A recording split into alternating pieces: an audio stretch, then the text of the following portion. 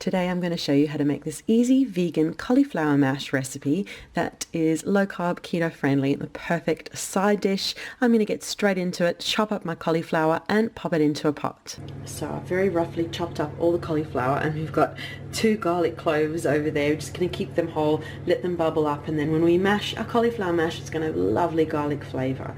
And I've added in salt. You can add salt, pepper, any other seasoning to taste. Covered it up with water. I'm going to bring it up to the boil and then let it simmer until it's mashable. The cauliflower mash is almost done, just needs a couple more minutes of bubbling away and then I can mash it. I've drained the cauliflower, the garlic cloves are around there somewhere. I've actually drizzled over a tablespoon of extra virgin olive oil to make it nice and creamy, and now we'll mash the cauliflower. So it obviously gets very hot and I'm just mashing it until we have lovely mashed cauliflower, and then I will show you my finished plate.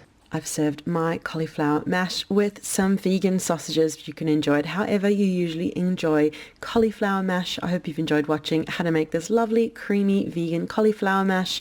Thank you so much for watching, and check down below for the link to the blog post. So thanks for watching, and we'll see you again soon.